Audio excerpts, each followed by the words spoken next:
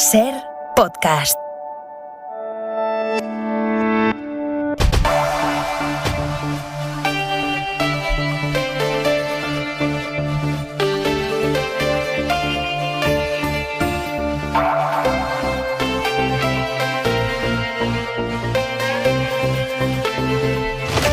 Ya planteamos anoche aquí el peligrosísimo precedente que sentaría que el Congreso de los Diputados tomara alguna medida contra los enviados de determinados medios de comunicación vinculados a la extrema derecha que llevan meses aprovechando sus turnos de pregunta en las ruedas de prensa no para preguntar a los políticos, sino para confrontar con los políticos, con unas formas y tonos lamentables propios de quien no busca hacer periodismo sino otra cosa muy distinta. Hoy ha sido un día de reflexión de hasta qué punto ayer patinaron, pero bien, los partidos de izquierda y nacionalistas al pedirle a la Secretaría General del Congreso que tome medidas contra esos enviados de esos medios de comunicación. Hay pocas dudas de que, por muy desagradable, incluso contra el espíritu parlamentario que pueda ser la actitud de los enviados de esos medios de comunicación en las ruedas de prensa, tomar medidas contra ellos abriría una puerta peligrosísima. ¿Quién va detrás? ¿En base a qué? ¿Quién decide? ¿Qué responsables de comunicación de qué grupos parlamentarios serán los siguientes en decir tal o cual informador es incompatible con el tipo de periodistas que yo creo que deben ejercer en esta sala? Es delicadísimo, si no peligroso además, abrir esa puerta. Ahora bien, para hablar de respeto a la libertad de información, hay que tener primero la casa bien limpia. Y por eso ha sido hoy de aurora boreal escuchar a Teodoro García Egea, secretario general del PP, denunciando censura a medios de comunicación y defendiendo la libertad de prensa. Yo le quiero decir a todos esos grupos políticos que si no quieren preguntas incómodas, que no se dediquen a la política, porque los políticos estamos para dar la cara, mostrar todo el apoyo a aquellos profesionales que hacen su labor día a día en el Congreso de los Diputados. Palabras de Teodoro García Egea el mismo día en que dos periodistas han tenido que declarar ante el juez porque él les ha denunciado por publicar una información cierta y de indiscutible relevancia periodística, como ya les contamos ayer. Él, Teodoro García Egea, junto al presidente de Murcia, han denunciado a dos periodistas de Infolibre por un supuesto delito de revelación de secretos que puede conllevar hasta 5 años de cárcel.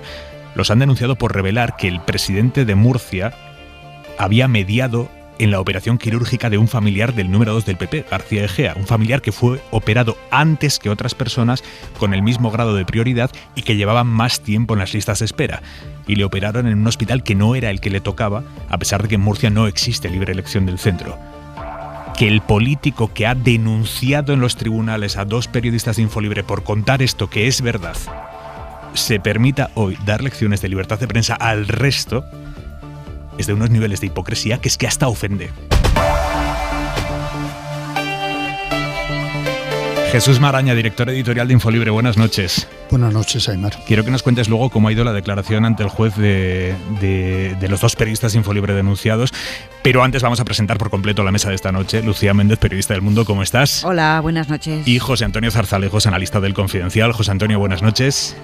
Hola, muy buenas noches. Antes del día, en 2 minutos, una noticia que se acaba de confirmar ahora mismo. Esquerra salvará los presupuestos también en el Senado. No va a presentar veto, a pesar de los enfrentamientos de estos últimos días a cuenta de la ley audiovisual y de la polémica de a qué plataformas sí, a qué plataformas no afecta la tasa del 6% de contenidos en lenguas cooficiales. Así que la sangre no llega al río. Esquerra se queda como estaba, apoyando al gobierno. Carolina Gómez, buenas noches. ¿Qué tal? Buenas noches, Aimar. Era lo previsto, pero ahora ya se verbaliza. Esquerra rechaza vetar los presupuestos en el Senado. El plazo terminaba mañana viernes a mediodía. Fuentes de ese partido informan de que ahora lo importante es priorizar la negociación sobre la ley audiovisual, que se está trabajando en las enmiendas a esa ley y que, en función de cómo termine esa negociación, decidirán qué hacen con los presupuestos. Esquerra, por tanto, descarta una enmienda a la totalidad o sumarse a las derechas este viernes, pero seguirá usando su fuerza en el Senado para amarrar el blindaje del catalán. El Gobierno reconduce la tensión con los socios, ha trabajado para ello en las últimas horas. Hoy mismo ha habido también una reunión entre el PNV y el PSOE a la que asistía Andoni Ortúzar. Carolina, gracias, buenas noches. Buenas noches. El día en 2 minutos, el día en el que se ha confirmado ya transmisión comunitaria de la cepa Omicron en España. Marina Fernández. Es un hombre de Madrid que ni ha viajado a Sudáfrica ni ha tenido contacto con ninguna persona que haya estado en los países en los que se ha detectado Omicron y que tenía la pauta completa. Previous infection does not provide them Haber pasado la COVID no tiene por qué proteger contra Omicron, es lo que cree la OMS, que ha enviado un equipo a Sudáfrica para investigar a fondo la nueva variante. En diciembre llegarán 1.3 y en enero llegarán en torno a 2 millones, creo recordar, de vacunas. De vacunas para niños de entre 5 y 11 años ha anunciado la ministra de Sanidad, que descarta la vacunación obligatoria, que Alemania sí va a debatir en el Bundestag. Mientras tanto, lo ha anunciado Merkel, se va a aislar, se va a excluir de los espacios públicos a todos los no vacunados. Un jueves con datos históricos del paro. Por primera vez baja durante 9 meses consecutivos y nunca se habían firmado tantos contratos indefinidos. Es una buena noticia, lo que pasa es que teniendo 3.128.000 personas en el desempleo no se pueden echar las campanas al vuelo. Los sindicatos le ponen el pero al triunfalismo del gobierno por mejorar los niveles de empleo prepandemia, y la patronal, que vienen a confirmar que nuestro actual marco de relaciones laborales es adecuado para garantizar el crecimiento del empleo. Aprovecha para reivindicar el modelo laboral que el gobierno se ha comprometido a reformar. Y en unos 3 meses, en cuanto se hayan cambiado las señales, nada de superar la velocidad límite en carreteras secundarias para adelantar. El 70% de los fallecidos lo es y de lesionados graves en carreteras convencionales. El Congreso ha aprobado la nueva ley de tráfico, que ha justificado así el ministro Marlaska. El doble de tiempo, 6 meses, ha prorrogado la Fiscalía las investigaciones sobre las supuestas irregularidades de Juan Carlos I. Esto el día en el que el secretario de Estado de Estados Unidos y el ministro de Exteriores ruso se han visto las caras. Que retire las tropas de la frontera con Ucrania le ha pedido Blinken, unos 100.000 soldados, lo que interpretan como una prueba de una más que posible agresión de Putin al país vecino. Lavrov asegura que Moscú no quiere un conflicto, pero que responderá si Ucrania se involucra en los juegos políticos, ha dicho, de Estados Unidos. Gracias, Marina. Y en la contra de Hora 25...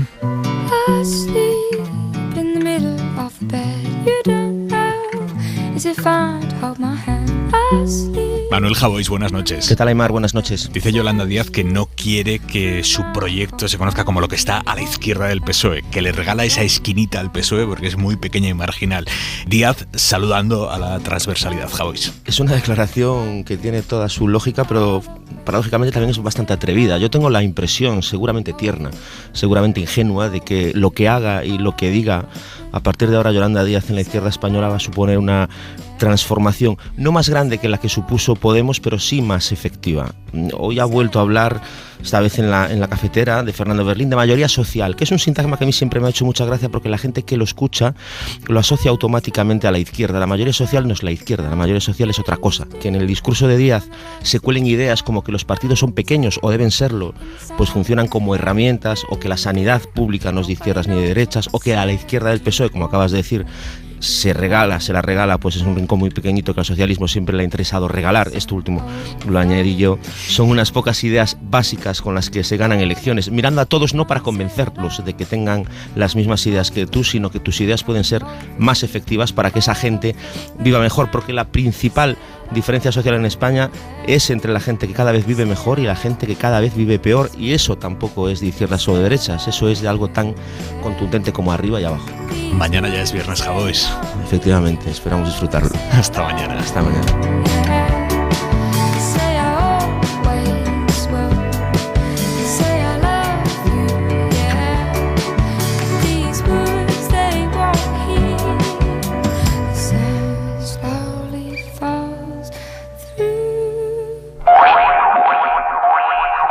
Nos vamos en directo a Johannesburgo, en Sudáfrica. Bruce Mellado García, buenas noches. Buenas noches. Estamos hablando con el asesor del gobierno sudafricano en la gestión de la pandemia, que se encarga del modelaje matemático que permite explicar o predecir en la medida de lo posible la evolución de los contagios. Señor Mellado García, lo primero, gracias por estar esta noche en Hora 25 en la cadena SER, y a partir de aquí, con los datos que tienen ustedes en la mano, ¿qué nos puede decir de cómo se contagia o a qué velocidad la nueva variante Omicron?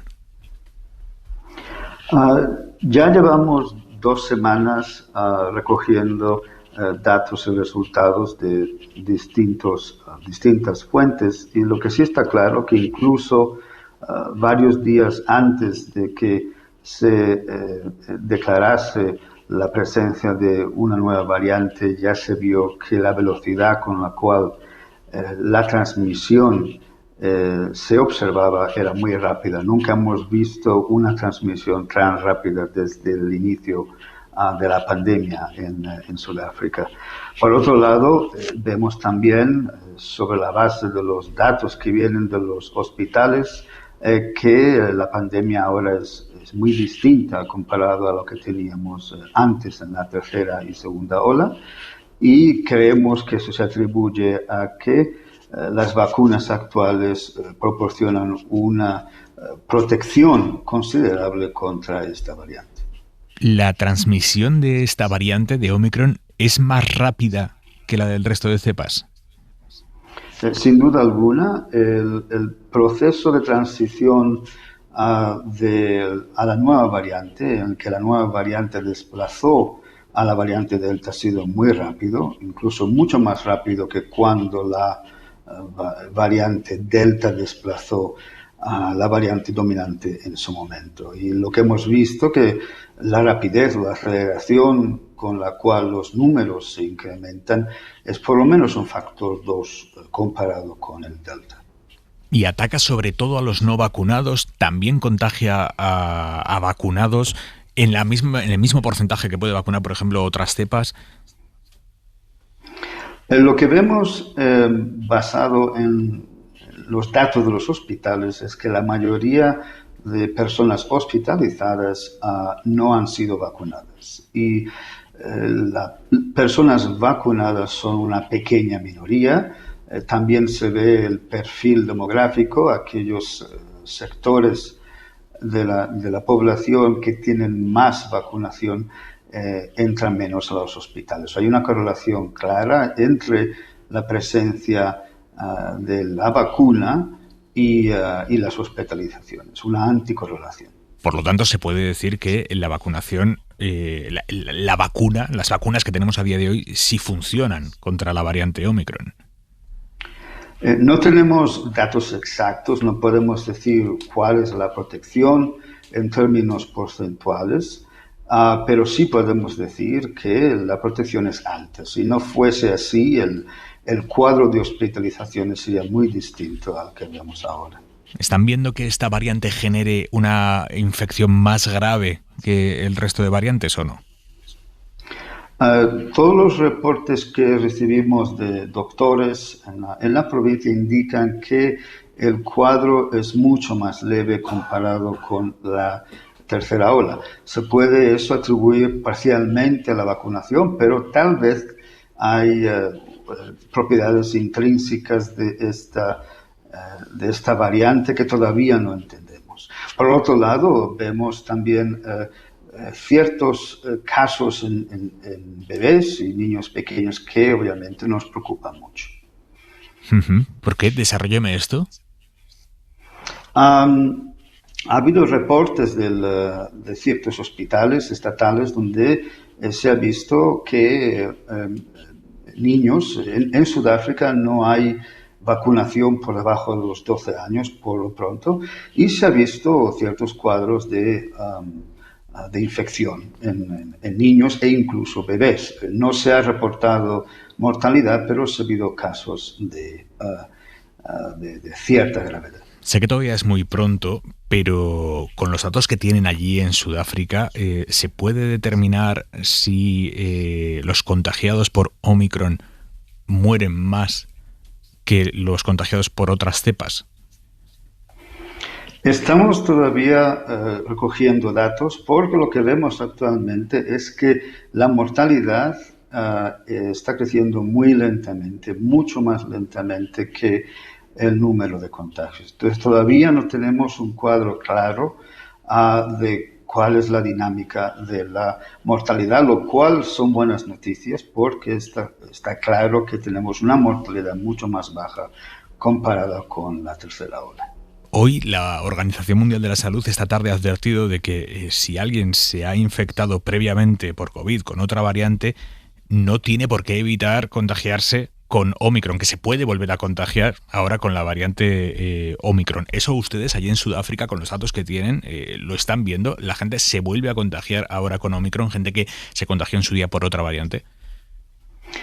Sí, con los datos de las 2 últimas semanas se ha observado que hay un incremento en el número de personas que están reinfectadas, y eso se define según el siguiente criterio, que una persona testea positivo y testeó positivo hace 3 meses o más.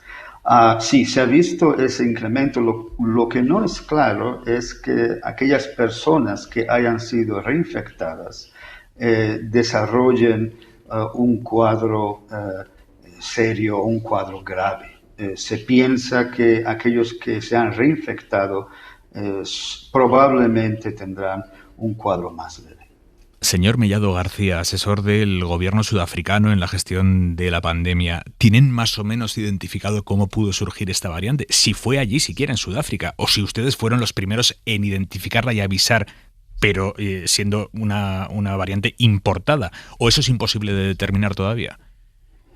Por el momento los expertos en esa materia no saben cuál es el origen. Hay que tener en cuenta que el proceso que lleva desde que se genera una mutación hasta que es detectado es un proceso muy complejo que lleva semanas. Entonces, el hecho de que se detecte en un país o una zona no significa que ese país o esa zona es el origen, ni tampoco significa que solamente ese país o esa zona tiene esa variante, especialmente cuando esta variante es tan contagiosa.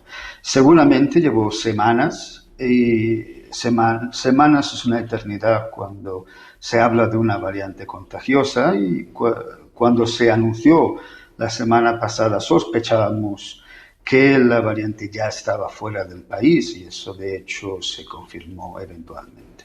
¿Cómo están viviendo allí, en Sudáfrica, las medidas que están tomando gobiernos en medio mundo para que nadie pueda venir desde allí? Obviamente la comunidad científica y la población y el gobierno están indignados, obviamente, por esa postura, en tanto que es claro que ese tipo de medidas no son efectivas.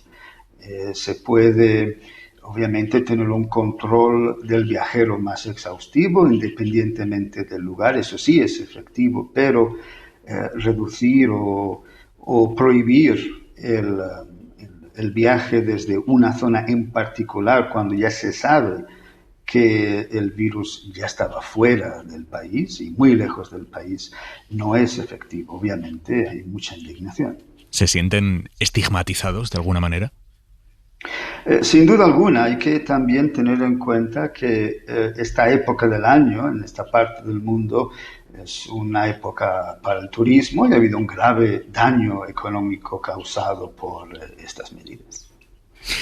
Señor Mellado García, terminamos. Usted, que es la persona que se encarga del modelo matemático que permite predecir de alguna manera, en la medida de lo posible, la evolución de los contagios, ¿qué escenario ve más probable en las próximas semanas? ¿Esto va a ir a mucho peor allí en Sudáfrica?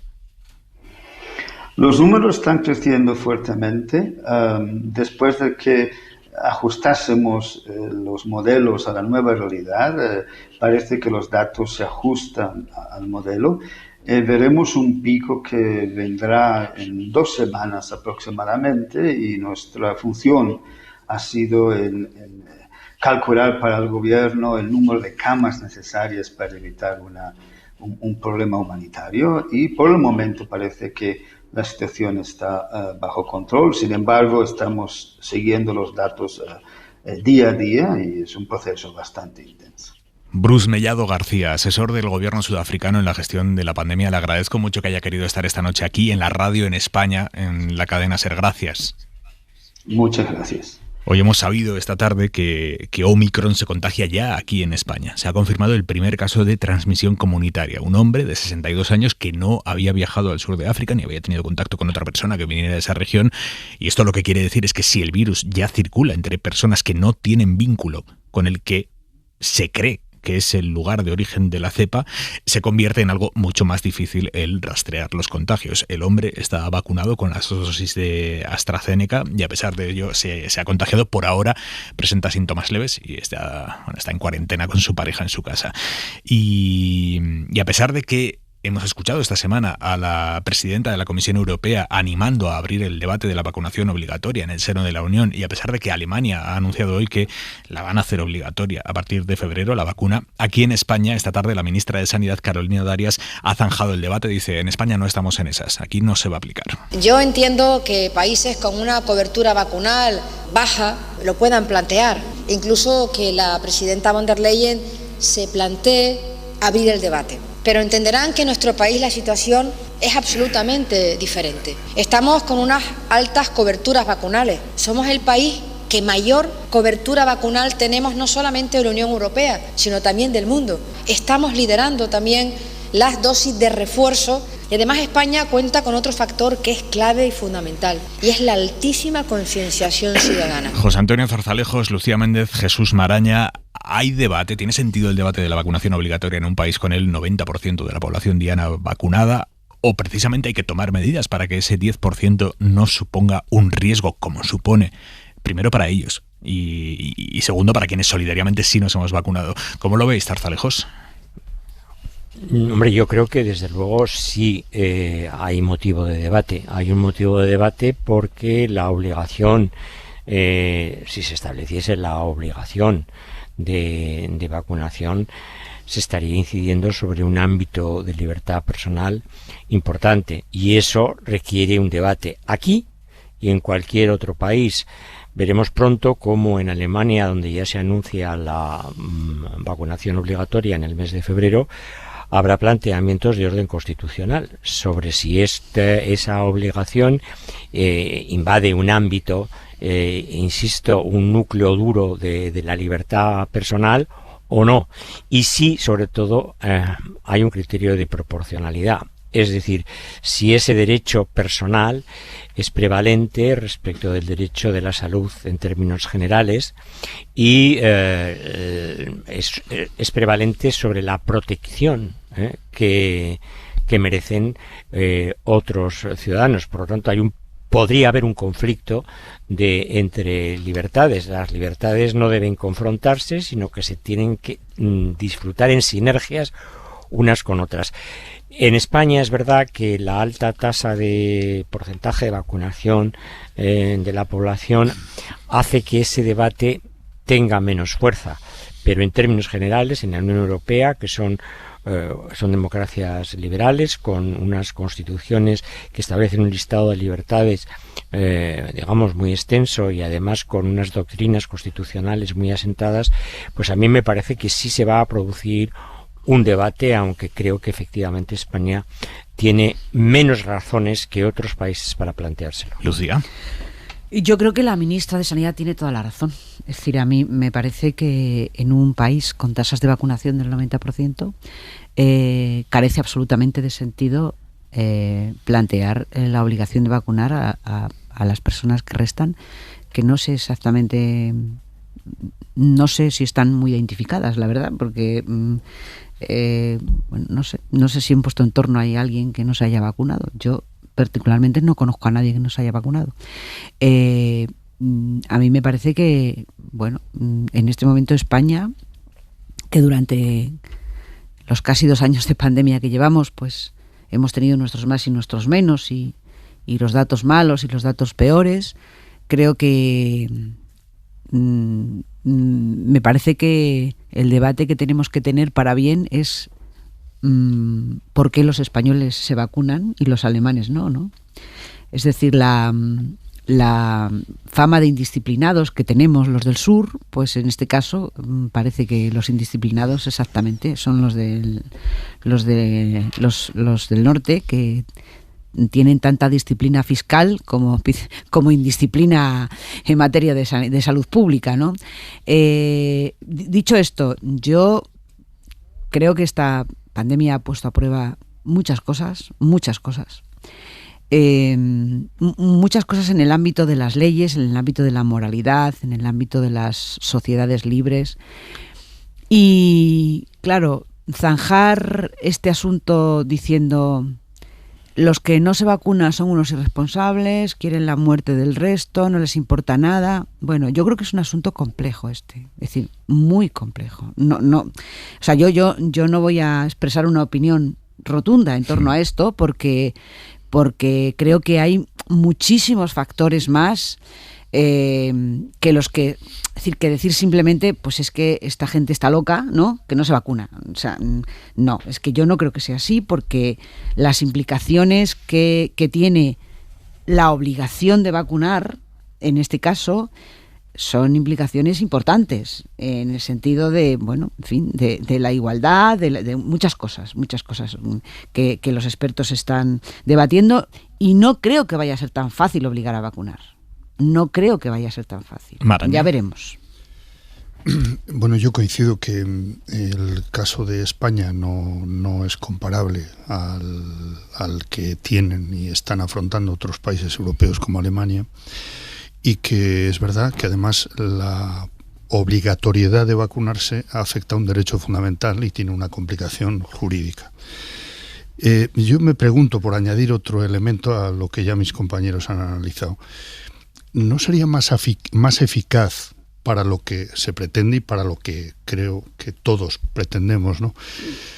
Hacer una didáctica y una campaña masiva exponiendo ejemplos como el que ayer mismo conocimos de el líder antivacunas en Italia, que una vez que está hospitalizado y en peligro de muerte, lanza un mensaje pidiendo a la población que crea en la ciencia y que se vacune. Esto ha ocurrido, no es el primer caso, ha ocurrido con otros negacionistas o otros defensores de la oposición a las vacunas. En este sentido, a mí me parece que sería más eficaz, o por lo menos habría que intentarlo, hacer una didáctica, una campaña de argumentación sobre los beneficios de las vacunas con testimonios como estos y con datos. Hoy mismo, responsables de hospitales públicos de Madrid pues han dado el dato de que más del 80% de los ingresados en UCI son personas no vacunadas. Y quienes están muriendo son o personas no vacunadas o personas con otros problemas de bajas defensas, ¿no? De inmunodeficiencias. Bueno, son datos. Eso es la ciencia, que no es un 100% de garantías, pero son datos que nos tienen que ayudar a contemplar qué es lo que más nos interesa a todos y a todas para defender la salud pública, ¿no? Creo que eso está por delante y debería ser prioritario antes que plantearse normas jurídicas que son discutibles. La dificultad, Jesús, de este virus es que eso que tú dices es exactamente así, pero es que el 20% de los ingresados en UCI estaban vacunados. Entonces, hay sí, ¿sabes? Pero también explican los expertos que con otros problemas añadidos. Me refiero que la evolución del virus está demostrando que también te puedes contagiar habiendo sido vacunado. O sea, que lo que digo es que es muy difícil explicarle a alguien. Porcentajes mínimos, totalmente de acuerdo. Y con otros elementos. No, si solo intento explicar lo difícil que resulta encarar esto, simplemente. O sea, que no se puede establecer categorías absolutas porque es muy difícil hacer esta campaña, que la gente lo entienda, porque lo que está pasando ha desverdado a todo el mundo. Hoy hemos asistido, de hecho, a un nuevo episodio del barullo territorial que provoca en ocasiones la gestión territorializada de esta pandemia. Esta vez ha sido a cuenta del pasaporte COVID. Aragón, Baleares, Cataluña, la Comunidad Valenciana, Galicia, Murcia y Navarra lo exigen ya para entrar en algunos lugares públicos, ocio nocturno, restaurantes, cada comunidad con su criterio. En Andalucía, el Tribunal Superior de Justicia lo ha tumbado hoy porque la Junta no había concretado por cuánto tiempo lo quiere aplicar. En Euskadi, su Tribunal Superior lo rechazó también, aunque el Supremo después lo terminó autorizando. De todas maneras, aún el gobierno vasco no ha recibido la sentencia y por lo tanto está esperando a ver qué puede aplicar y qué no. En Canarias y Cantabria, sus tribunales de justicia se van a tener que pronunciar también. En Castilla y León se plantean aplicarlo, no está claro. En Asturias también, no han tomado una decisión todavía.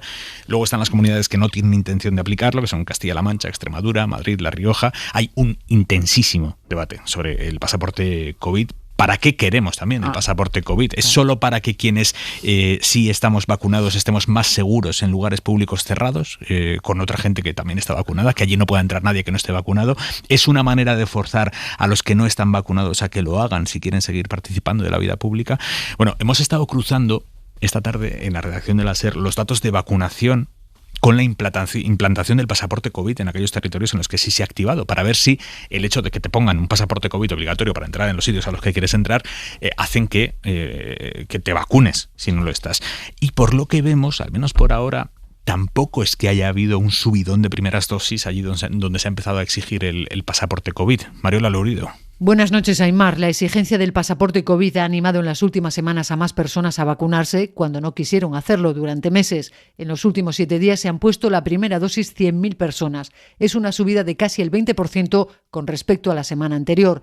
El único incremento realmente significativo lo encontramos en Cataluña. Se han estrenado esta semana con la vacuna más de 30.000 personas y esto quiere decir que 1 de cada 3 primeras dosis se están poniendo allí. Sin embargo, en otras comunidades autónomas como Galicia o Navarra, que ya tienen también el pasaporte COVID, registran incrementos pero mucho más suaves. A pesar de este avance propiciado por la imposición efectiva o el anuncio del certificado en 13 territorios, todavía quedan sin vacunar más de 3.700.000 personas. Los grupos de edad que concentran mayor número de no vacunados son las franjas de 20 a 40 años. 1 de cada 5 no quiere ponerse la vacuna. Por lo tanto, nuevos vacunados sí, a raíz de la imposición del pasaporte COVID, pero tampoco en porcentajes altísimos. La gente no se ha lanzado a ponerse la vacuna porque se la exijan a la puerta de la discoteca, por ejemplo. Precisamente los dueños de las discotecas están diciendo: nosotros queremos que se exija que las administraciones obliguen a que en las discotecas haya que presentar pasaporte COVID. Ramón Mas, buenas noches.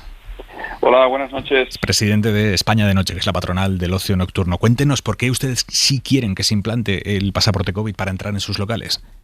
Bueno, porque después de 19 meses de cierre, 76 semanas, cualquier posibilidad de retroceso nos da un miedo atroz. Nosotros consideramos que esta medida pues aseguraría que nuestro sector, que ha sido el sector más castigado por esta pandemia, no tenga ningún tipo de retroceso. Además, yo quiero comentar una cosa que creo que es muy importante. Vamos a tener un número importante de visitantes extranjeros que van a visitar España.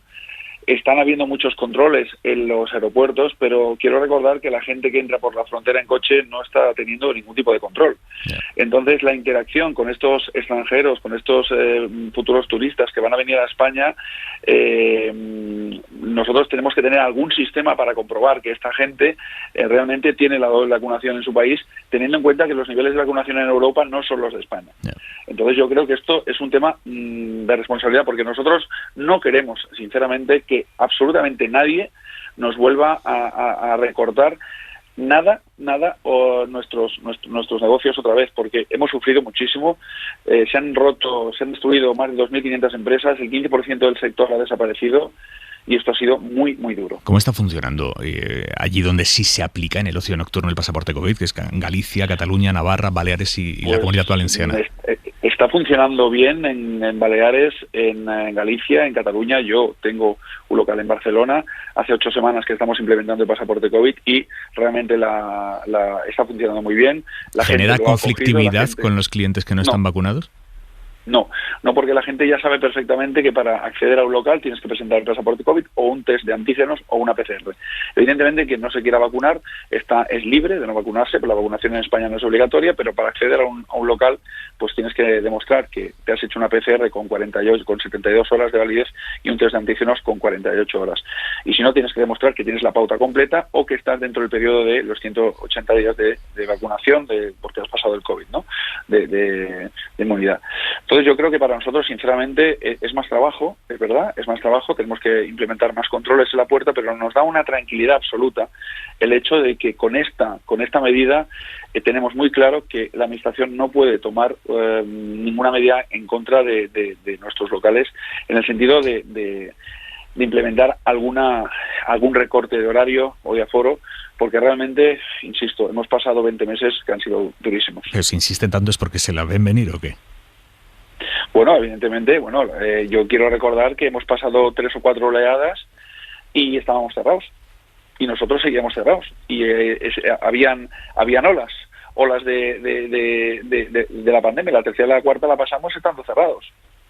Entonces es evidente que nosotros de la experiencia hemos aprendido y teníamos clarísimo que teníamos que tener una herramienta que nos sirviera mucho, pues para demostrarle a la Administración que evidentemente nosotros somos los primeros que ponemos una barrera, un filtro muy, muy, muy exigente para que la gente que entre a nuestros locales tengamos claro en qué nivel en cómo entran, ¿no? Porque insisto, con la de miles y miles de turistas que van a venir a España por el efecto llamada del cierre en los diferentes países europeos y el no control en las fronteras, porque la gente va a venir en coche, en autocares, y ahí no se va a controlar absolutamente nada, yo tengo que tener la tranquilidad y la seguridad de que la gente que entra a mi local tiene una cobertura. Ramón Mas, presidente de España de Noche, gracias. Muchas gracias a vosotros. Brevísimamente, es de verdad brevísimamente. ¿Pasaporte COVID sí o no para entrar en los locales donde hacemos vida pública? A mí me parece que toda medida que ayude a responsabilizarnos, ¿no?, y a contemplar la obligación de tomar todas las medidas para prevenirnos, sabiendo que al 100% no hay ninguna garantía, me parece que ayudan. Lucía. Bueno, yo creo que aunque haya médicos que he escuchado estos días que digan que eso no sirve para mucho, me parece que tampoco es una medida tan restrictiva. Yo creo que me parece una medida lógica. Zarzalejos. No lo sé, pero en todo caso sería una responsabilidad que tendría que asumir el gobierno en las comunidades autónomas, porque no puede haber 17 criterios diferentes a ese respecto. Antes de meternos en la crónica política, hoy se ha aprobado en el Congreso una nueva ley de tráfico que afecta a todo Quisqui, en España, a 27 millones de conductores. Vamos a explicar los cambios en detalle, cambios que van a entrar en vigor dentro de 3 meses. Teresa Rubio, buenas noches. ¿Qué tal? Buenas noches. Lo primero y lo más polémico de la nueva ley es que no se va a poder superar en 20 kilómetros por hora la velocidad máxima para adelantar en secundarias, que es algo que sí se puede hacer hasta ahora. Se puede superar en 20 kilómetros la máxima, pero solo para adelantar. Bueno, eso se ha acabado. Sí, es la medida que ha dado más vueltas. Se eliminó primero en el Congreso, se volvió a incluir en el Senado y hoy se ha aprobado definitivamente con las críticas de la derecha. Óscar Gamazo. ¿Y saben por qué nos oponemos desde el Partido Popular? Porque la medida que defiende el PSOE no se sustenta en ningún estudio ni análisis científico y solo se puede justificar por el afán recaudatorio del Gobierno. Un Gobierno que ha convertido a nuestras carreteras y a la DGT en su particular cajero automático. Marlaska le ha respondido con datos. El 70% de los fallecidos, en consecuencia de la siniestralidad vial, lo es, y de lesionados graves en carreteras convencionales. En el año 2019, este Gobierno redujo la velocidad en las mismas de 100 a 90 kilómetros. Ello conllevó una reducción del 30% en los fallecidos y lesionados graves. Lo que dice la oposición es que el PSOE ha querido eliminar esta medida porque cuando te multa un radar de tramo, que es el que calcula la velocidad del coche dentro del túnel, el conductor puede alegar un adelantamiento y así no se le puede sancionar. Más cambios, Teresa. Usar el móvil mientras se conduce, 6 puntos del carnet. Hasta ahora eran 3. No llevar el cinturón o llevarlo mal puesto, lo que sea, 4 puntos, cuando ahora eran 3. Sí, además, y esto fue una enmienda del PP, se incluye en la ley a los motoristas que encajan el teléfono entre la cabeza y el casco. Si les pillan, 200 euros de multa. Será infracción grave el mero hecho de tener en el vehículo un detector de radares, aunque no se esté usando, y el uso de casco será obligatorio para los usuarios de vehículos de movilidad personal que no podrán ir por la acera y a los que además se les podrán realizar pruebas de alcoholemia, aunque sean jóvenes, porque la norma incluye esta posibilidad también para los menores que circulan en ciclomotor, bicicleta o patinete. Y también aumenta el número de puntos que se le van a quitar a quien tire algo por la ventanilla. Sí, en este caso pasa de 4 a 6 puntos la sanción por arrojar a la vía objetos que puedan provocar incendios o accidentes a otros usuarios, y también sube a 6 puntos no respetar la distancia de 1,5 metros de seguridad para adelantar a los ciclistas. Solo una cosa más, esto entra en vigor el 6 de julio, que es la obligación para los conductores de transporte de viajeros de disponer de alcoholímetros antiarranque en los autobuses, que son conocidos como los alcoholoc. Teresa, gracias. A vosotros, hasta luego. Jesús Maraña, director editorial de Infolibre. Quiero que nos cuentes cómo ha transcurrido hoy la declaración ante el juez de los dos periodistas de tu periódico, denunciados por Teodoro García Egea y por el presidente de Murcia, Fernando López Miras. Los han denunciado por un delito de revelación de secretos que puede comportar hasta 5 años de cárcel. Ya lo detallamos ayer, lo contamos en profundidad, pero antes de preguntarte por lo que ha sucedido hoy en el juzgado, déjame recordar, por si alguien no estuvo ayer o estuvo escuchando el fútbol o lo que sea, Infolibre desveló en junio que el presidente de Murcia había mediado en la operación quirúrgica de un familiar del número 2 del PP, García Egea. A ese familiar de García Egea lo atendió el cardiólogo horas después de que el presidente de Murcia tecleara un mensaje de móvil al secretario general de Salud en el que ponía: asegúrate de que lo citan. Poco después, el presidente de Murcia le reenvía a García Egea un mensaje en el que pone: buenas, la intervención la van a programar el martes 20 por la tarde. Y García Egea le contesta a López Miras, el presidente de Murcia: cojonudo, pero creo que le tiene que ver antes un cardiólogo. Y dice el presidente de Murcia, López Miras: ok, voy a verlo. Y contesta García Egea, número 2 del PP: gracias, líder. Finalmente, y según contó Infolibre, y fuera o no por esa gestión de López Miras, que ahí nadie entra, al familiar de García Egea le operaron antes que a otras personas con idéntico grado de prioridad, pero que habían ingresado antes en la lista de espera. Y le operaron en un hospital que no era el suyo, a pesar de que en Murcia no existe libre elección de centro. Bueno, pues por publicar eso, que es cierto, García Egea y López Miras han denunciado a la periodista que lo publicó, Alicia Gutiérrez, y al director de Infolibre, que es Daniel Basteiro, por revelación de secretos, porque una parte de la información se cimienta sobre una foto hecha al móvil de López Miras durante el pleno de la Asamblea de Murcia. Hoy han tenido que declarar los dos periodistas en el juzgado. ¿Cómo ha ido, Maraña? Bueno, pues has explicado muy bien todos los detalles en qué consiste este caso, y el juez y la acusación y la defensa han hecho todas las preguntas que han considerado pertinentes sobre esto. La acusación es por revelación de secretos, y entonces muchas preguntas han ido en la línea de saber si era ilícita esa imagen que publicábamos porque considerábamos que era un elemento fundamental para demostrar la veracidad de la información, no el único, porque también se contrastó con las fuentes afectadas, además. Y me parece que la declaración ha ido como tenía que ir, es decir, que se han respondido a todas las preguntas que se han expresado, ¿no? Y no ha aparecido, hasta donde yo sé, ningún indicio ni ninguna nueva prueba que demuestre una mala diligencia informativa, que sería lo que nos podría preocupar, o algún detalle que se nos escapara o que no hubiéramos tenido en cuenta. Es fundamental decir que en ningún momento Infolibre faltó a lo que considero que es una obligación periodística: respetar todos los datos de la intimidad del paciente. Lo que consideramos de clarísimo interés público son las gestiones que desde cargos políticos se hacen sobre recursos de sanidad pública y que afectan a otros pacientes, porque se daba prioridad a un caso sobre otros. Bueno, me parece que todo eso es meridiano, y a partir de ahí, obviamente, el juez irá decidiendo qué pasos se siguen dando o dónde acaba este asunto, ¿no? Me parece que lo fundamental es que tengamos claro cuál es la función esencial de un medio de información solvente, fiable, y distinguirlo de otras cosas que se están cruzando estos días en el debate público, ¿no? Y que a mí me parece que pueden despistarnos, que pueden llevarnos a la conclusión de que cualquier cosa es una información, o cualquier pregunta más o menos ofensiva es una obligación o diligencia informativa, y no.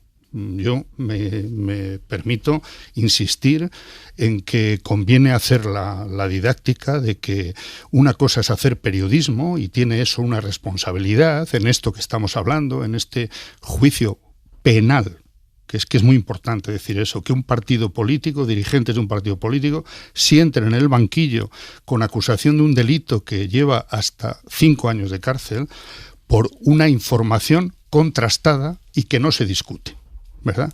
Es muy diferente esto al debate sobre la posibilidad que cualquiera tiene hoy de preguntar o de lanzar opiniones y datos en todo tipo de medios y redes sociales sin responsabilizarse de las consecuencias. Creo que eso es muy diferente y bueno, y en esa pelea estamos, y creo que lo importante es que los ciudadanos entiendan cuál es nuestra obligación y sobre todo en qué afecta a los derechos que no son de los periodistas, son de los ciudadanos, el derecho a la información. Decíamos en la apertura de las 10 que es llamativo, casi cínico, que justo hoy Teodoro García Egea diera lecciones de respeto a la libertad de prensa cuando, precisamente por una denuncia suya penal, había 2 periodistas sentados ante un juez dando explicaciones por una información cierta. Quiero conocer vuestro análisis, Zarzalejos, Lucía, sobre el asunto de fondo de lo que hablaba Teodoro García Egea, que es el escrito que le han enviado los jefes de prensa de los grupos parlamentarios de izquierda y nacionalistas a la Secretaría General del Congreso, pidiendo que tome medidas ante los representantes de determinados medios de comunicación o pseudomedios o lo que sean, medios vinculados a la derecha más extrema, que en lugar de usar las ruedas de prensa para preguntar a los políticos, las utilizan para confrontar con los políticos, generando situaciones de muchísima tensión. Ese escrito ha generado un debate intensísimo sobre quién está legitimado para decidir si es legítima o no la actitud de un periodista en una rueda de prensa, y sobre la peligrosa puerta que abriría, el precedente que sentaría el tomar medidas contra determinados representantes de medios de comunicación porque lo pidan los jefes de prensa de determinados grupos políticos. ¿Cómo lo ves, Lucía? Pues mira, Aimar, yo creo que los jefes de comunicación de los partidos políticos que han firmado ese escrito han cometido un error, y cuanto antes lo acepten, creo que será mejor para todos. No es necesario que pidan perdón ni nada, simplemente que asuman que se han equivocado y ya está. Tampoco es tan grave, es decir, se han equivocado. Seguramente pues esa iniciativa surgió de un momento, digamos, pasional, ¿no? Intenso, en el que no contaron hasta 10, ni lo debatieron durante el tiempo que sería necesario que lo hubieran debatido. Yo creo que el Congreso de los Diputados se ha convertido en un sitio inhóspito en general para no solamente para el debate político, sino también para el trabajo de los periodistas, en muchos sentidos.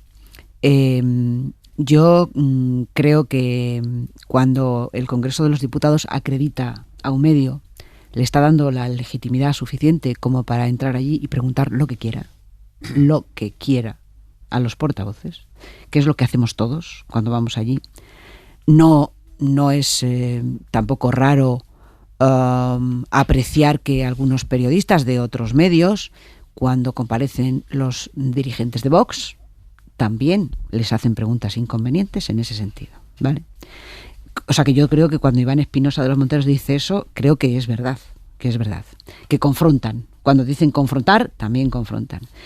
¿Que hay periodistas que van a confrontar con los políticos? Así, pero muchísimos, en todas partes. Porque hoy en día los periodistas asumen en algunas ocasiones un papel de activistas políticos y confrontan con los políticos. No solamente estos medios que están en cuestión, hay muchísimos otros periodistas y medios que también lo hacen. Evidentemente, digamos, el trabajo profesional de esta gente es más que discutible. Desde el punto de vista profesional debería ser discutido por las asociaciones profesionales, ¿no? Que son quienes tienen los catálogos de buenas prácticas profesionales. Lo que no se puede pedir a la Cámara es que retire una acreditación a un medio al que se la ha dado. Otra cosa distinta es que un youtuber sea un periodista. Que esto ya es una discusión que sería más profunda. Zarzalejos, ¿cómo lo ves tú? Bueno, déjame que te diga antes que no veo nada más contradictorio con una función periodística que acusarle a un periodista de revelar secretos. Ojalá tuviésemos todos los días denuncias por revelar secretos. Estaríamos cumpliendo con nuestra obligación. Hacer esto con 2 periodistas de Infolibre me parece exactamente un contradios, ¿eh? Y desde el punto de vista jurídico me parece una barbaridad, y no termino de entender cómo el juez ha admitido a trámite esa denuncia por el dato fundamental que ha dicho además Jesús, y es que se ha protegido totalmente la privacidad de la persona de la que se hablaba y que tenía una enfermedad cardíaca. Así que eso va a terminar con un archivo y probablemente con alguna reconvención a los denunciantes. Dicho eso, efectivamente yo creo que ha sido un error esa petición que han hecho los directores de comunicación de los partidos. Yo creo que es muy incómodo en ocasiones para los políticos tener que soportar algunas preguntas. Es verdad que hay tonos que pueden ser incluso desagradables, desabridos, incluso asumir que haya mala urbanidad o mala educación, pero teniendo en cuenta que si el Congreso se ha distinguido en estos últimos tiempos por algo, es por la toxicidad de los discursos que se enfrentan unos con otros. A mí me parece que esos periodistas, por muy agresivos que sean respecto de los propios diputados, son hermanitas de la caridad. Me parece que es un error, me parece que no podemos entrar en esa dinámica y me parece que una vez que lo que tiene que hacer el Congreso es que cuando se dan las credenciales para participar en las ruedas de prensa, se sepa exactamente a qué medio se está dando y que se tenga un criterio. Hombre, lo que no puede hacerse es, además, esa nota tiene algunas perversiones gravísimas, como por ejemplo la generalización, la falta de concreción, la falta de casuística concreta. Es decir, es una petición general, innominada y sin casuística. A mí me parece completamente inaceptable. Brevísimamente, Jesús, brevísimamente, por favor. Sí, pues solo añadir en la línea de lo que apuntaba al final Lucía y de lo que decía también Zarzalejos, a quien agradezco además la claridad con la que ha explicado la cuestión de Infolibre y estar ante los jueces por esa denuncia, ¿no? Me parece que una vez que un medio está acreditado legítimamente en el Congreso, interferir o intentar impedir que pregunte lo que le parezca oportuno es un error. Dicho esto, me parece que en algún momento hay que hacer una reflexión sobre lo que es un medio de comunicación y evitar esas generalizaciones, tanto las que hacen los jefes de comunicación de los partidos como las que a veces hacemos nosotros mismos cuando decimos los periodistas están actuando como activistas o tal. No. De verdad, hay que empezar a avergonzar a quien desde la protección de un medio de comunicación actúan no haciendo periodismo, sino otras cosas. A esta hora nos vamos a Andalucía porque hay noticia política allí esta noche. Se ha confirmado hace nada que no habrá unidad a la izquierda de la izquierda del PSOE en las próximas elecciones. De hecho, habrá bastante desunión. Ojo al ejercicio memorístico que van a tener que hacer los votantes cuando vayan a las urnas. Más País, la formación de Íñigo Errejón, acaba de presentar allí la marca con la que va a concurrir, que es Andaluces Levantaos. Es una coalición regional en la que no están ni Podemos ni Adelante Andalucía, porque el partido de Teresa Rodríguez, Adelante Andalucía, va a ir por su cuenta. Y Podemos veremos qué hace. Lo que deja un mapa totalmente dividido en ese espacio político allí en Andalucía. Andalucía, que va a ser la comunidad en la que se abra el próximo ciclo electoral. Acaba de terminar el acto de Más País presentando esa candidatura, Andaluces Levantaos. José Manuel Rebolo, buenas noches. Hola, Aymar, buenas noches. Se trata de una nueva formación que se suma a una izquierda andaluza donde casi ya no cabe nadie más. Además del PSOE, en Andalucía está Unidas Podemos, con grupo parlamentario propio y de donde salió enfrentada Teresa Rodríguez y que hizo suyas las siglas de Adelante Andalucía con las que concurrieron a las pasadas elecciones. Ahora surge esta Andaluces Levantaos, que tiene entre sus cabezas visibles a la exparlamentaria de Podemos, Esperanza Gómez, y al alcalde del municipio sevillano de Coria del Río, Modesto González, que coordina Andalucía por sí, el lado más socialdemócrata que quedó del ya desaparecido Partido Andalucista. De esta forma hablamos de que las elecciones de 2022 en Andalucía, bien en junio, bien en octubre, tendrán al menos a la izquierda izquierda del PSOE a 3 agrupaciones más en un espectro político muy, muy fragmentado. Gracias, Rebolo. Y precisamente la todo apunta candidata de Vox a esas elecciones andaluzas, Macarena Olona, ha estado hoy en Lepe. El sitio no es casual para pseudo presentar su candidatura, no lo ha hecho oficial, pero vaya. Ha estado allí en Lepe, que es un municipio agrícola con mucha mano de obra extranjera, donde puede entrar como cuchillo en manteca el discurso corrosivo de Vox contra la inmigración. Tampoco es que haya tenido demasiado éxito de entrada. Unas 200 personas ante las que Olona ha llegado a decir esto. Y os puedo asegurar que don Julio Anguita, hoy en día, de quien se sentiría profundamente orgulloso, es de Vox, porque vería en Vox representado el espíritu de lucha que siempre mantuvo. Mensaje que es difícil discernir si es mera provocación o si forma parte de la estrategia de Vox de presentarse como el único defensor que le queda a la clase obrera. Jesús, ¿cómo lo ves? Bueno, como tantos mensajes o tantos elementos del discurso de Vox, yo creo que tiene más de provocación que de otra cosa, ¿no? De movilización, de confrontar, de polarizar, etcétera, ¿no? Porque nadie que conozca mínimamente, ¿no?, la trayectoria o el pensamiento de Julio Anguita puede pensar que se sintiera orgulloso de un partido de ultraderecha, de extrema derecha y nacional populista, ¿no? Sí, yo creo que es así. Y por otro lado, el asunto de fondo que planteabas de lo que es la fragmentación a la izquierda del PSOE en Andalucía, que estaba, digamos, asumido que iba a ocurrir, pero ya está, bueno, pues sobre la mesa, ya está establecido. Me parece que es un problema al que habría que añadir, un problema en el sentido de que eso favorece mucho más lo que ya las encuestas dan por establecido a día de hoy al menos, ¿no? Y es que el PP está en un horizonte cercano a la mayoría absoluta en Andalucía, ¿no?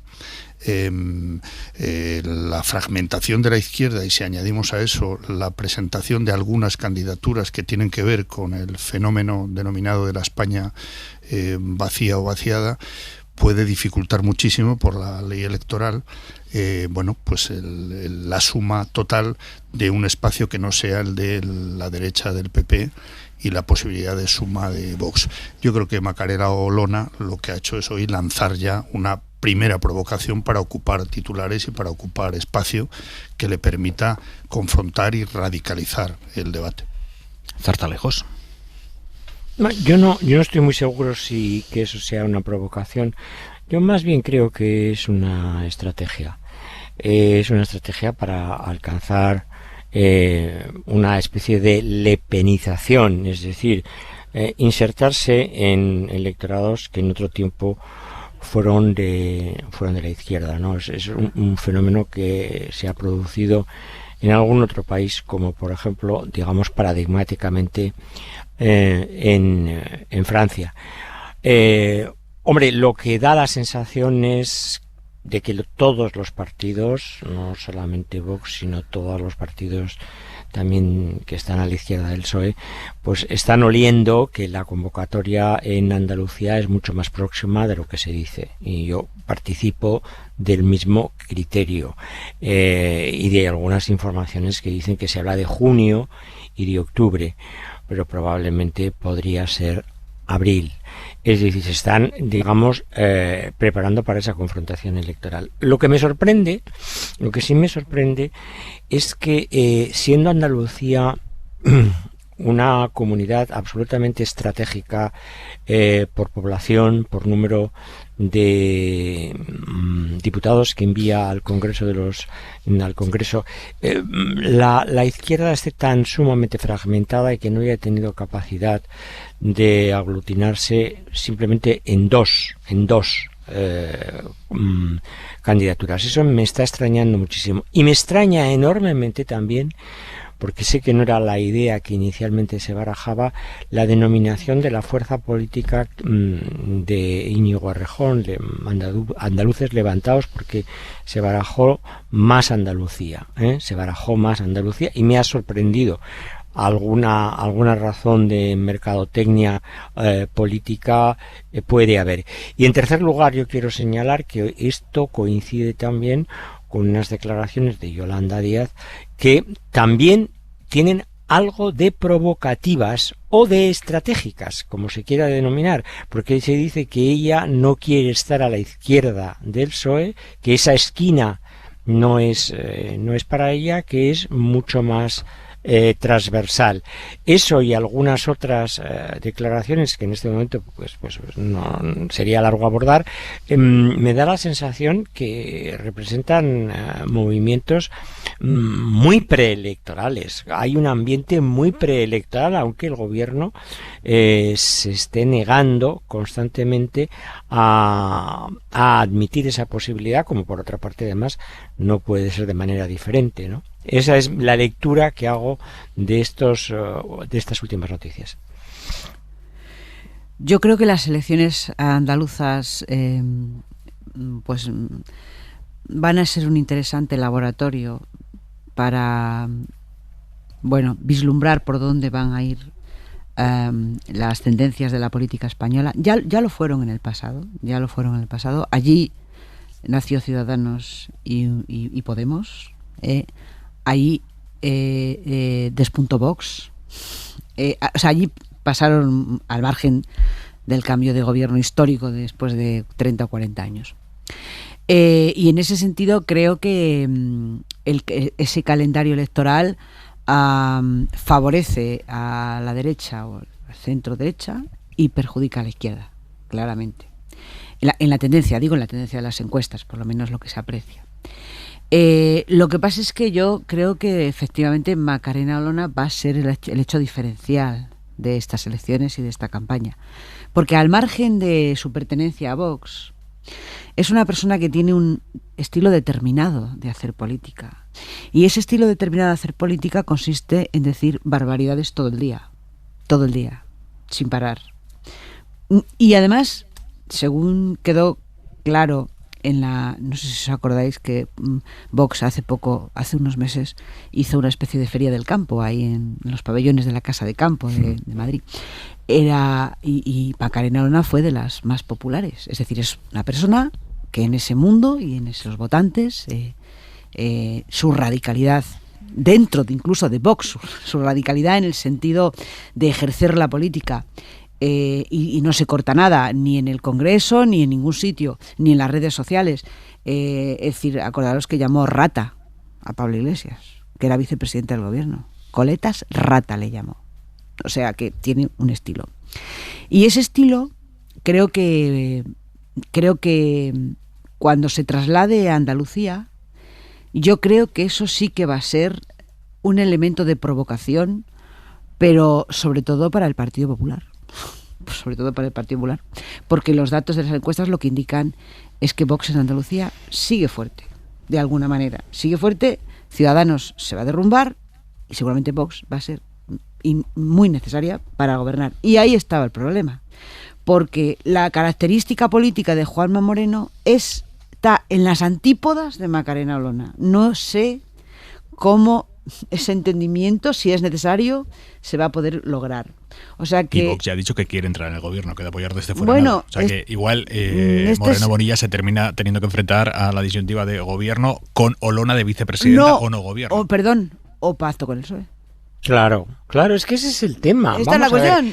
Pero ¿por qué el Partido Popular y el PSOE en un determinado momento no pueden establecer unos mínimos para, digamos, gobernar comunidades y desprenderse de lo que es la extrema derecha y lo que puede ser la extrema izquierda? ¿Por qué no podemos pensar cambiar el paradigma de los bloques?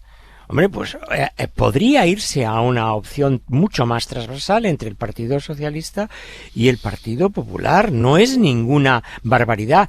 Juan Espadas ha estado negociando hasta hace nada el presupuesto con Moreno Bonilla. Hasta que alguien lo voló Que alguien lo voló, pero bueno, pero eso se negoció. O sea, no es, digamos, un dictum.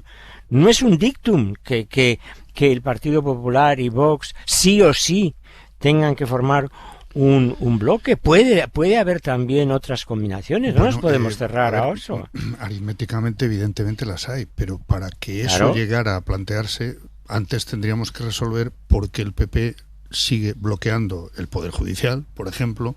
Bueno, pero eso sí, pero estamos hablando a nivel autonómico ahora, Pero es que incluso a nivel autonómico estamos asistiendo a cómo el discurso y la apuesta de Ayuso en Madrid está mucho más cerca de Vox que de lo que teóricamente plantean un varón del PP como puede ser Moreno o puede ser Núñez Feijóo. Es decir, para siquiera plantear esa hipótesis más allá de lo que son los elementos que distinguen un programa y otro de gobierno, para plantearnos, por decirlo así, a nivel autonómico, una coalición a la alemana, tendrían que pasar tantas cosas que a mí en este momento me resultan sinceramente inimaginables. Bueno, primero que den los números, y luego, eso es una especulación. Claro. Respecto a lo de Olona, bueno, decías, Lucía, eso va a marcar totalmente la diferencia. Claro, yo creo que como vivimos tiempos tan acelerados, se nos olvida quién fue el primer portavoz que cosechó ese resultado, en parte no solo él, sino por supuesto el fenómeno Vox, Abascal, etcétera, y pasando por debajo de los radares, hay que decirlo.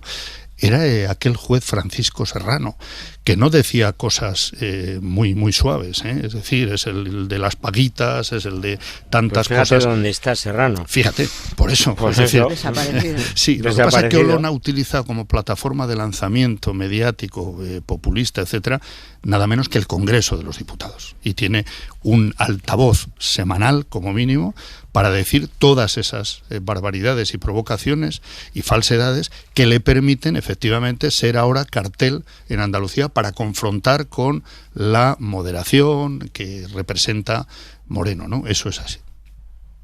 Sí, pero bueno, siendo eso así, la cuestión es que esos populismos de extrema derecha tienen un patrón de comportamiento bastante similar, y ellos saben que con unos caladeros tan reducidos como los tradicionales no prosperan, y que tienen que hacer una especie de transversalidad hacia, digamos, no diré los proletariados, no diré proletariados porque es una digamos un concepto un poco antiguo, pero digamos a zonas más populares que pudieron ser de izquierda y que en este momento, o que fueron de izquierda, pero que en este momento tienen algún tipo de decepción, o lo que se llama también cabreo, ¿no? Es decir, o o hartazgo, y están jugando a eso, y eso no solamente es en España, fue también en Italia. Venga. Es en Italia, es en Francia, ahí tenemos a Zemmour, por ejemplo, y bueno, esa es una estrategia. Dicen barbaridades, sí, pero son barbaridades. Sí, no cabe duda. Señores, que es una estrategia. Le teníamos que poner al programa el punto y 25. Joaquín Estefanía. Minifundios municipales. 2 ciudades van a unirse en un único municipio, Eureka. Villanueva de la Serena y Don Benito, 2 importantes municipios, pretenden fusionarse. Para ello solo falta que se exprese la voluntad de sus vecinos en un referéndum que ya ha sido autorizado por el gobierno. La entidad resultante será la tercera de Extremadura, detrás de Cáceres y Badajoz, y superando en número de habitantes a Mérida, la capital política. España tiene más de 8.000 municipios, de los cuales alrededor de 5.000 tienen una población menor de 1.000 habitantes. Son minifundios. Según los expertos, habría que reducir drásticamente el número de ayuntamientos en aras a la racionalidad, evitar la excesiva fragmentación, muy negativa para la gestión de los servicios públicos. En contra de ello está el factor cultural, los sentimientos, el arraigo al pueblo propio y el deseo de mantener una microindependencia. Además, suele haber resistencia política a la fundación de ayuntamientos y a perder el control de los presupuestos y sus impuestos. Es más, en algunos casos todavía se plantea incluso una mayor segregación. Por eso es tan significativo el ejemplo extremeño. Punto y 25.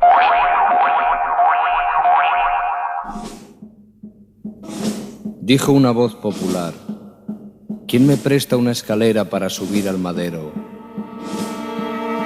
Para quitarle los clavos a Jesús el Nazareno.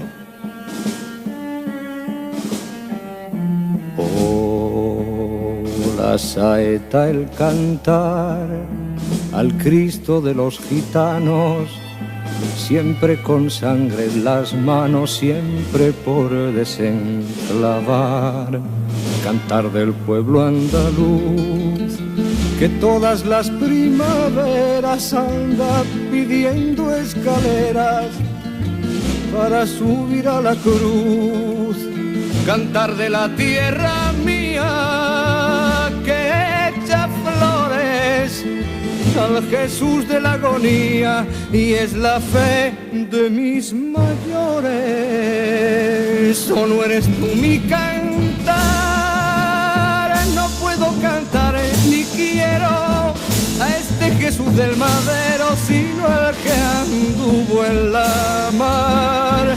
¿O no eres tú mi cantar? No puedo cantar ni quiero a ese Jesús del madero, sino al que anduvo en la mar.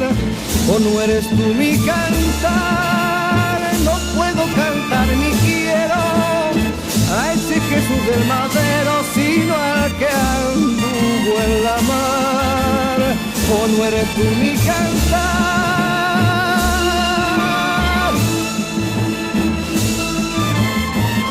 Hoy que Serrat ha puesto fecha a su despedida, hoy que ha anunciado que se retira de los escenarios con una gira que terminará el 23 de diciembre del año que viene en Barcelona, hoy nos vamos así, con su saeta. Descansen. Hasta mañana. Adiós. Suscríbete a Hora 25. Todos los episodios y contenidos adicionales en la app de Cadena SER y en nuestros canales de Apple Podcast, Spotify, iVoox, Google Podcast y YouTube. Escúchanos en directo en la SER de lunes a viernes a las 8 de la tarde. Cadena SER. La radio.